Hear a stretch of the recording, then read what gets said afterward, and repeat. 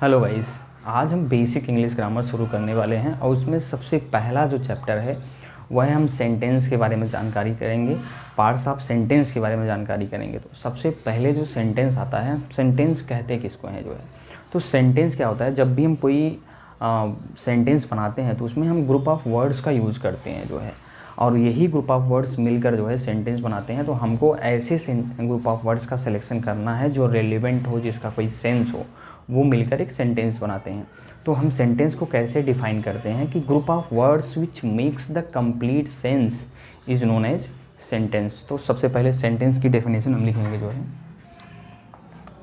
कि group of words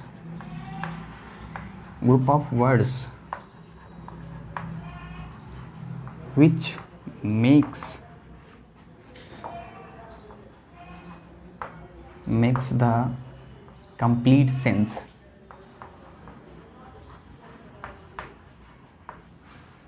complete sense is known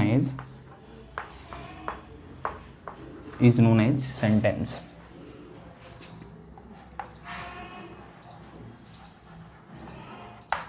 अब इस सेंटेंस को हम एक एग्जाम्पल के थ्रू समझते हैं। जैसे Ram is eating the food, एक एग्जाम्पल लेते हैं जो है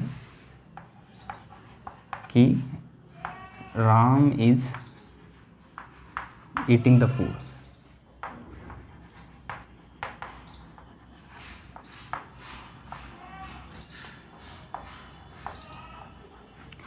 अब इस डेफिनेशन को हम इससे रिलेट करेंगे। देखिए, group of words which makes the complete sense, शब्दों का ऐसा समूह जो मिलकर एक कंप्लीट सेंस बनाता हूँ।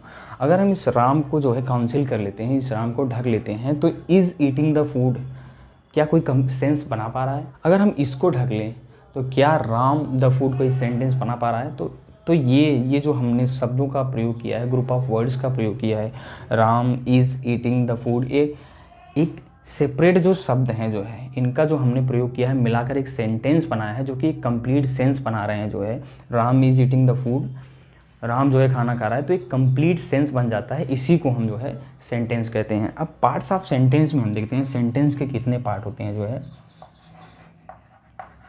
पार्ट्स ऑफ सेंटेंस, तो पार्ट्स ऑफ सेंटेंस में सबसे पहले आता है सब्जेक्ट। सब्जेक्ट के लिए अगर हम बात करेंगे, सब्जेक्ट किसे कहते हैं, तो अगर हम क्रिया के साथ हु लगा के अगर क्वेश्चन करें तो जो जवाब निकल के आता है उसे हम सब्जेक्ट कहते हैं। तो सबसे पहले हम सब्जेक्ट को डिफाइन करते हैं जो है। सब्जेक्ट क्या होता है? सब्जेक्ट के लिए हम कहते हैं सब्जेक्ट आंसर्स द क्वेश्चन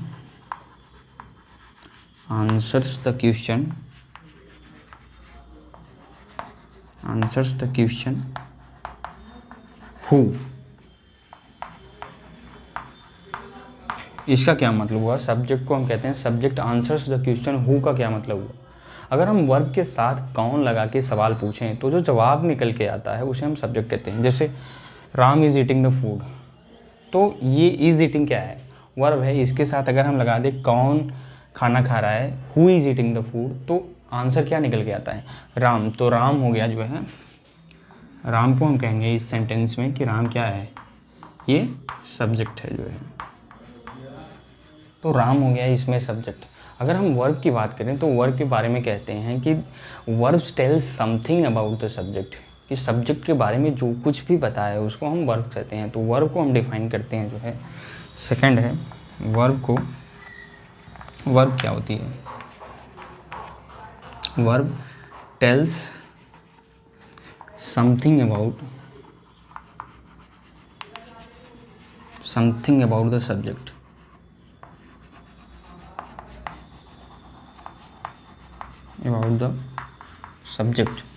यानी कि जो वर्ब होती है वो सब्जेक्ट के बारे में कुछ बतलाती है जो है। जैसे यहाँ पे जो वर्ब है वो क्या है?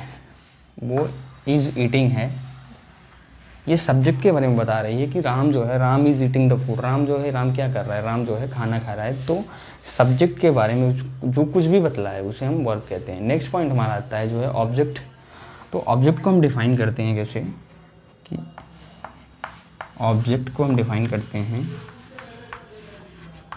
Object answers the question answers the question what और whom, व्हाट या whom। अगर हम क्रिया के साथ क्या या किसने लगाकर क्वेश्चन करें तो जो आंसर निकल के आता है उसे हम वर्ब कहते हैं। जैसे Ram is eating the food, तो अगर हम इसमें क्या लगा के क्वेश्चन करें तो Ram is eating the food, Ram क्या खा रहा है, तो आंसर निकल के आता है द फूड। तो द फूड जो है वो इसमें हो जाता है क्या, ऑब्जेक्ट हो जाता है जो है। तो आज हमने बात की जो है सेंटेंसेस की, सेंटेंस पार्ट्स ऑफ सेंटेंस की बात की, जो है सब्जेक्ट क्या होता है, वर्ब्स क्या होता है, ऑब्जेक्ट क्या होता है। नेक्स्ट वीडियो में हम जो है द सब्जेक्ट एंड प्रेडिकेट की बात करेंगे, जो है क्लॉज और फ्रेजेस।